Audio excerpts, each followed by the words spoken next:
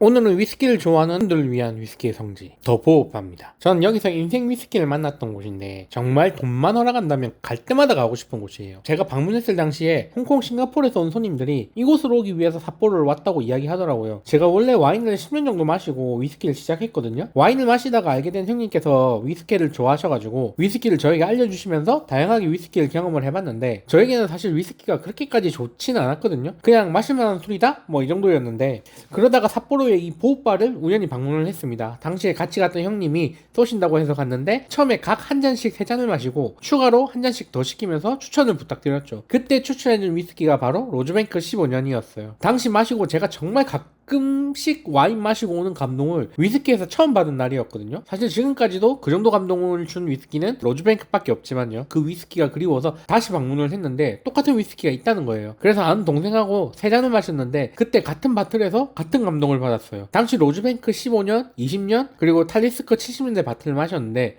잠만 두고 바트는 분에게 이건 퍼펙트하고 이건 엘레강스하고 이건 어쩌고 저쩌고 했더니 퍼펙트하다고 한 잔을 가리키면서 이게 15년이겠네요 라고 하시더라고요. 당연히 그게 15년이 맞았고요. 이 로즈뱅크 15년은 1975년 원주로 만든 바틀러 도수는 61도였습니다. 현재 평균 가격은 2668유로, 세금 제외 가격이니까 약 400만원 정도 합니다. 정말 그 위스키는 제가 지금까지 마시면서 생각했던 위스키의 연장선에서 가장 완벽함을 가지고 있는 위스키였어요. 위스키를 정말 많이 경험을 해보셨고 좋아하신다면 꼭 한번 경험을 해보시라고 하고 싶은 위스키입니다.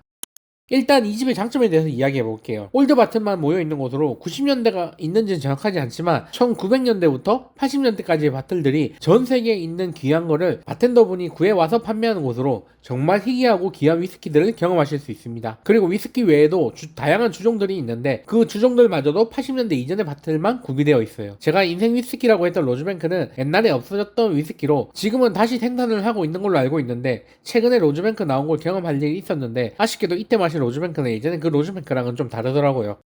근데 단점이 있습니다. 이게 좀 세요. 일단 가격인데요. 썸네일 보셨으면 알겠지만 올드뽕에 취하고 가격표를 보고 술이 깬다고 하는 가격. 가격을 물어보면 일단 안 알려줍니다. 진짜 이해할 수 없는 이 영업 정책인데 나갈 때 종이에 가격을 적어서 주거든요. 제가 처음 갔던 때 6잔을 마시고 100만원대 초반이었는데 이때는 돈을 내주신 형님이 금액을 줄여서 저희한테 이야기를 했던 것 같아요. 두 번째 갔을 때 3잔을 마시고 100만원 정도 나왔습니다. 정말 술이 깨는 금액이죠. 이때 진짜 가슴이 내려가는 느낌이었거든요. 생각도 못했단 말이에요. 그리고 이제 주인 장군의 매너에 대한 이야기가 많은데 이 부분은 조금 이야기를 드리자면 위스키를 따르고 마시는 데 있어서 바텐더로서의 태도는 정말 좋습니다. 사실 이분은 위스키 쪽에서 되게 유명하신 분이에요. 다만 정말 이해할 수 없는 영업 방침이지만 가격을 물어보거나 하면 거기에 대한 대응이 매우 신경질적이라고 합니다. 일단 제가 방문했을 때는 가격을 물어본 적이 없어서 못 느꼈지만 후기에 그렇다고 하니까 참고하시면 되겠습니다.